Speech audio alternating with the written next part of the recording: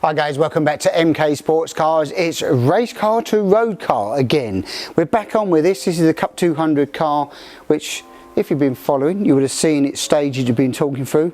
Last time we spoke about engine and drivetrain in those areas.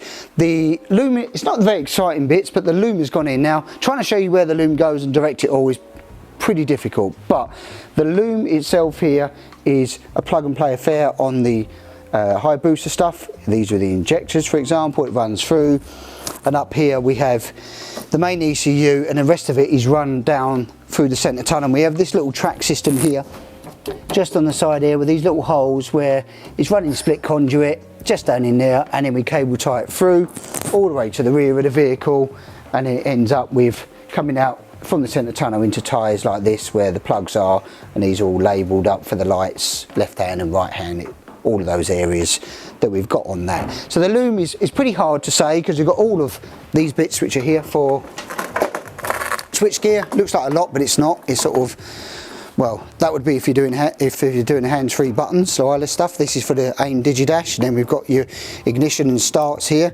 and then we've got things that come into the fuel pump, and then other stuff here that's for like the ECU for that goes in the dash. So there's a few little plugs that come in from that sits all under this area, and then we'll have the battery kill switch which comes off the main loom, and then you've got your small fuse box here, which has then got, this is for your indicators. You've got if you've got LEDs, you can change the resistance on it as well, and these are all nicely labelled up, hazard and headlights and reverse and side lights, all of those on there. So it's pretty simple, plug and play type of thing. Fixings, again, remember the only final fixing thing to think about is making sure you're connecting securely to the chassis, nothing rubbing on your wires, every maximum 300mm. We do sort of 200, as you can see here. If you do that with your fingers, I know different hands and sizes, but pretty much within that framework there, you know you're going to be good. Next major job though was, we've had all of that, the plumbing's gone in, all of the radiator you saw last time, is the bodywork fitment.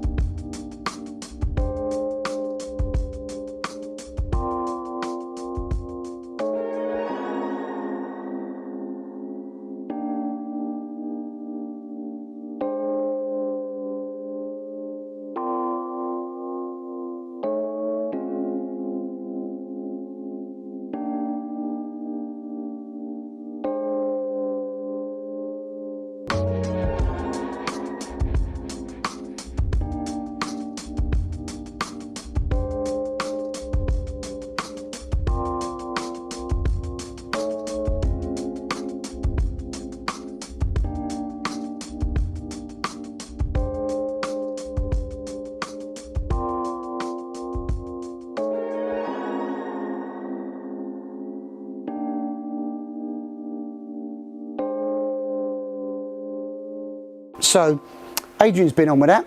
This is the Essex bodywork, so it has the moulded rear arches into the rear tub. We'll start at the back. It'd be easier, I suppose, in that sense. This is the rear tub, and it fixes quite simply like this. Now, this particular moulded section is where the ring will mount. We've already got the pilot holes in here, done, ready to go for mounting up to the fascia of that. Now what I wanted to show you though was this little bit here. This is your cut out, so this bit is normally filled in because it comes out the mould that way. You have to cut out this little box section here and two little M6 holes that we have for mounting this to the rear of this. I'm going to show you the rear of the side panel. Actually it'll be a lot easier. Lewis jumps around there. There's the mating surface for it. It's cut out. I can literally take this side panel now and drop it on the vehicle. You're going to get the idea that that'll mate up with that mating surface and the two little M6 bolts. So to mount this, you've got a few little chop outs that need doing. This is here for the dashboard. These are two little cutouts here for mounting the scuttle bolts, which is 1 and 2, so we've got the 3 fixings there. And then on the very front of the side panel, which is just here, there's a little recess that's cut out there for where it sits over the chassis rail. Now if you're doing a cage, this is also needing 4 holes for the roll cage bosses that mount to the chassis, which are in these 1, 2, 3 and 4 locations. We can see them in the chassis there. and they need to be cut out. I suggest you dry fit them before you start bonding it all on. Dry fit it all, take the cage off, and then you can do your final fit, which we'll be doing with two ways of doing it. On the race cars, we tend to put no bonding on them. We just put a few rivets underneath and it's secured. If you want it as a road car and you want it completely watertight, I understand, and you can put the silicone sealant in the areas around the chassis, under the floor pan as well, and that will seal the whole area for you in that sense. Scuttle is pretty much simple. Again, underneath, this is already cut out for where your bulkhead would be. It's going to sit on the vehicle this way, and again, you'll just need for the dashboard mounting here, which is this bar, that needs to be trimmed, and two little M6 holes, which again fit on these two bolts here. So this scuttle would then, it's hard to do with a roll cage now bolted on place, but this will sit into place in that area, like so. So I'm going to leave that up the top now. Now I'm not worried about these panels too much, if they get a little mark on them or two, because these ain't staying white. These are going to be painted. Unusually, we don't normally paint cars. The gel coat finish is very, very good, and we're quite happy with them. Most of the cup cars have been white, but this time we're going to go something different. Not going to reveal the colour, we'll do a colour change reveal on this of course, but something a bit different. So next up is nose cone. Moving on to the front. On this one, it's a cup car, so you've got the cup nose, which is here.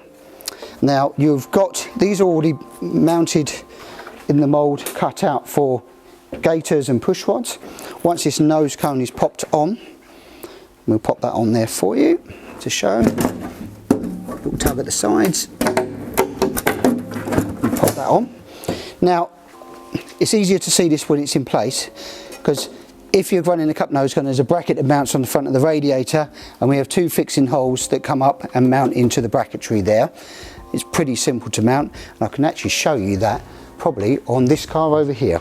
So here's one I made earlier, different car but having the same nose cone. So you've got your radiator. If you're not running an oil cooler, you may be running it on a different vehicle, not required, like a standard Mazda, and then this plate mounts onto the front of the radiator, and then these two little holes here which has a riv nut in. You could nut and bolt it if you want to. We use a riv nut, bolt through, and that holds your nose cone in, and you just have two little M6 fixings just up the top.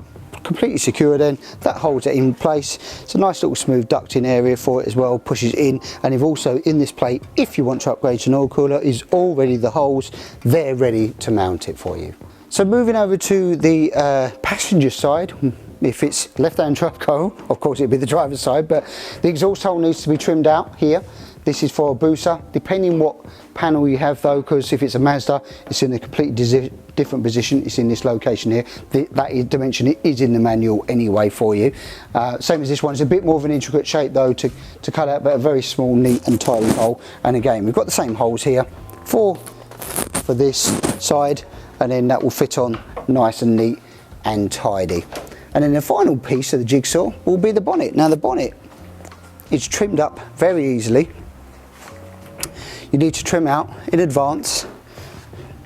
Just on here, this is normally flat the way through, just for 25mm cutouts in the corners. That allows it to fit around the nose cone at the front, and then at the back for the scuttle.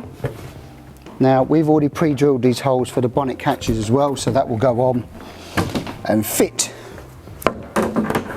like so, and then once we've done the final fit, we'll fit the bonnet catches onto the side panel. So, but you can't fit it without trimming those four sections out of the bonnet there in the corners to fit around the nose cone. That's why we say 25mm cutout on those.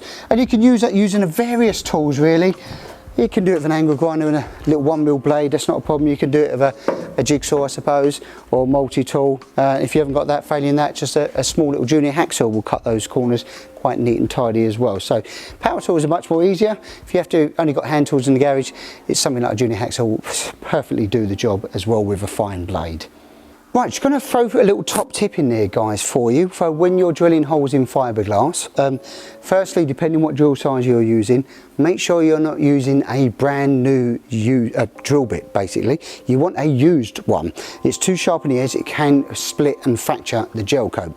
We also recommend when you're drilling this hole, for example this one here, you're coming into the hole, put the drill in reverse. To start it off, that will break the surface. In reverse, you can actually drill it in reverse all the way through, but if you start in reverse, go around a few turns so it breaks the skin, and into the gel coat and then go on to the forward function. If you're using a used drill bit, it will definitely stop helping. You get a nice clean hole and stopping any spider cracking going around that. So that's a little top tip for you, just in reverse and a used drill bit. Right, so that's it. Body panel fitment's done. Adrian's fully installed those, have fitted them, completely dry fitted. It's now offed and they're going to go off to paint, which we are super excited about. We'll probably actually send Lewis over there and maybe give a little montage on what he's had to do to prep work and how he's going about and painting them, and do the little colour reveal on this. I'm so excited about this car being finished and done, and should be at one of the shows, this one, if it ain't sold beforehand, because this will be probably up for sale at some point. So if you're looking for a Cup 200 base car, 205 horsepower booster engine, Genvi throttle bodies, live ECU, Cup car spec, will be completely road legal, freshly restored, all the new billet stuff on it as well. You know where to do, hook us up, phone call, email. That's it for next week, guys. If you've got any comments, put them down below. We're happy to share that with us, and we'll try and answer as many questions as we can. Like, share, subscribe. We'll catch you on the next episode.